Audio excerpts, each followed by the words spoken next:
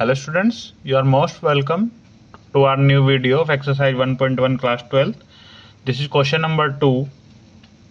The question is, so that the relation R in the set of real number defined by as relation is equal to AB such that A is equal to or smaller than B square is neither reflexive nor symmetric nor transitive.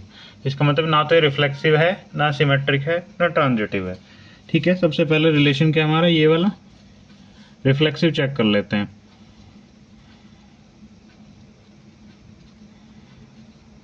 ठीक है, reflexive check कर लेते हैं. Reflexive क्या होगा हमारा? Reflexive की condition क्या है कि अगर एलिमेंट रिफ्लेक्सिव है तो वो क्या होगा, खुद को मैप करेगा. ठीक है, ऐसा कुछ आएगा उसमें. तो क्या है उसके लिए, क्या कंडीशन हो जाएगी? ए इज स्मॉलर देन और इक्वल टू ए स्क्वायर. ठीक है, अब कुछ वैल्यू रख के हम चेक कर लेते हैं. अगर हम ए की वैल्यू 1 रखें हम दोनों जगह, तो 1 ये दोनों वैल्यू कैसी हो जाएंगी हमारी? इक्वल हो जाएंगी. ठीक है, तो यहाँ तो ये काम कर रहा है, 1 बिलोंग्स टू आर है. ठीक है, बट अगर हम और वैल्यूज़ के लिए चेक करें, मैं रख दूँ 1/2 और इधर मैं 1/2 का होल स्क्वायर करूँ तो 1/2 स्मॉलर देन इक्वल टू 1/4. क्या ये बात ठीक है? नहीं, ये बात तो इनकरेक्ट है हमारी.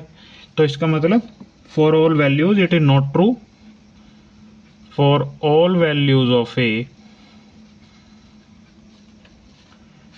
It is not true. तो हमारा क्या है? रिफ्लेक्सिव नहीं है हमारा. ठीक है, अब हम क्या चेक करेंगे? सिमेट्रिक.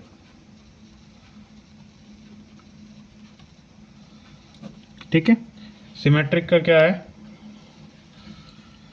सिमेट्रिक के लिए A B belongs to R then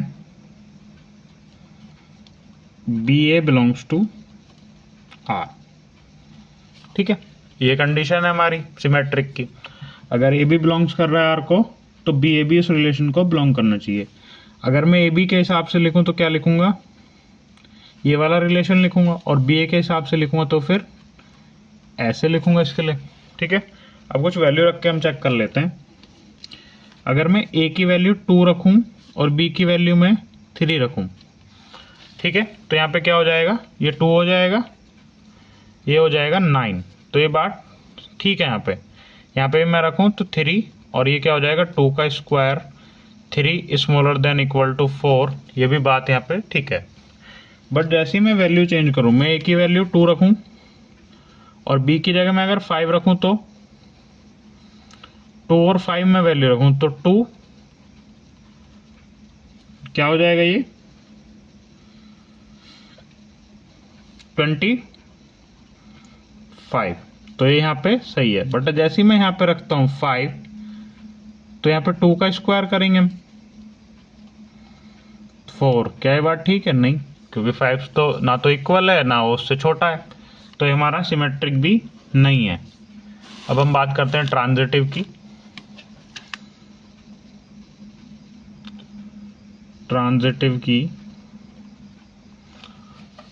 transitive की मैं अगर बात करूं तो क्या कंडीशन होती है?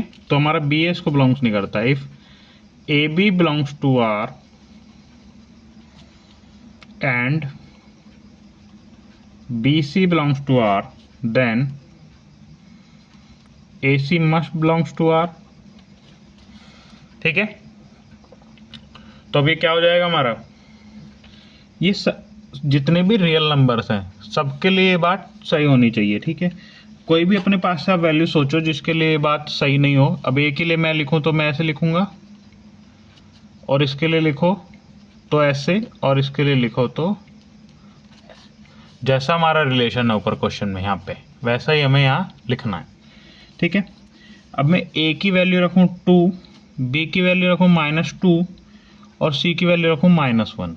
ये ए है, ये बी है, ये सी है. यहाँ पे हम देखते हैं, ए की 2 रखी, -2 का स्क्वायर हो गया 4 हो गया. तो ये बात हमारे यहाँ पे सही है. ठीक है, अब यहाँ पे सेम यही चीज़ रखते हैं हम. बी की जगह -2 रखेंगे, स्मॉलर देन 1 का स्क्वायर, तो ये हमारा क्या हो जाएगा, -2 स्मॉलर देन 1। तो ये भी बात हमारे यहाँ पे सही हो गई, ये भी सही हो गई। अब हम यहाँ पे चेक करते हैं, यहाँ पे रखना जरा, a की जगह हम 2 रखते हैं और c की जगह रखते हैं -1 का स्क्वायर, तो 2 1 आ जाएगा, -1 का स्क्वायर 1 होता है। तो ये बात हमारे यहाँ पे गलत होगी, तो ये ट्रांजिटिव भी नहीं है हमारा।